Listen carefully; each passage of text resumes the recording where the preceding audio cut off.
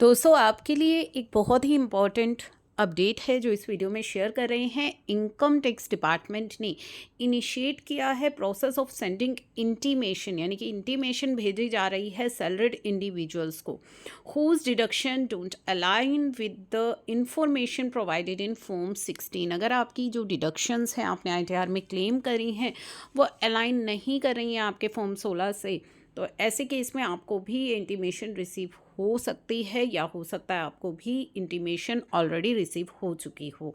It is seen that claim of refund has been made in the ITR for assessment year 23 जो कि file की गई थी 14 जून को।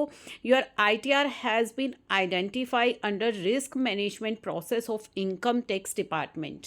ठीक है, your confirmation is required on the following claims deduction omission in the return। तो यहाँ पे confirmation जो है मांगी गई है। It is seen that you have claimed higher deduction under chapter 6A in your return of income compared to the amount reported by your employer in form 16। तो जो फॉर्म 16 आपको रिसीव हुआ है अपने एम्प्लॉयर से, उसमें जो डिडक्शंस रिपोर्ट की गई हैं आपके एम्प्लॉयर के द्वारा, उससे ज़्यादा डिडक्शन आपने अपनी आईटीआर में क्लेम करी हैं। Verify your claim in return of income to maintain consistency with the information reported by employer in TDS return. तो यहाँ पे आपको वेरीफाई करने के लिए बोला गया है।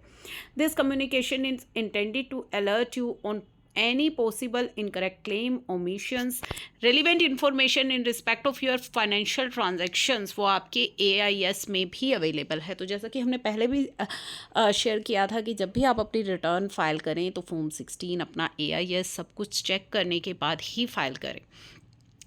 Please check before submitting response in respect of this communication to ensure complete accurate disclosure of your income। तो इन्होंने ये भी बोला है कि अपनी जो है AIS को चेक करें इसका रिस्पॉन्स सबमिट करने से पहले, और इसका रिस्पॉन्स जो है वो आप पोर्टल पर ही सबमिट कर सकते हैं। आपको लॉगिन करना है, पेंडिंग एक्शंस में वर्क लिस्ट में जाना है and response for refund confirmation by selecting the correct option.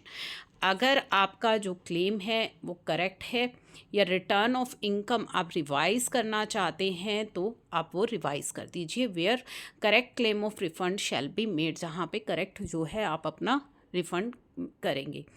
Please verify the claim made in your return of income filed and submit your response accordingly within 30 days of receipt of this mail. In case of incorrect claim omission please revise your ITR. तो ये जो intimation है उसके आने के बाद response तो आपको सबमिट करना ही है, लेकिन अगर आपने ऑलरेडी आईटीआर फाइल कर दी है और इस तरह की कोई भी उसके अंदर मिस्टेक हो गई है तो आप चेक कर लीजिए अपनी फॉर्म 16 AIS को टैली कर लीजिए। इन केस कोई मिस्टेक हो गई है तो इंटीमेशन की वेट मत कीजिए, अपनी आईटीआर को रिवाइज़ कर लीजिए। आईटीआर रिवीजन के लिए आपके पास 31 दिसंबर तक का समय है, तो आईटीआर को आप रिवाइज़ कर सकते हैं इससे पहले कि आपके पास जो है इस तरह की इंटीमेशन आई या कोई एक्शन जो है वो आपके अगेंस्ट लिया जाए। तो आप अपनी आईटीआर को चेक कर लीजिए और अकॉर्डिंगली जो है अगर कुछ मिस्टेक है तो उसे रिवाइज़ कर लीजिए।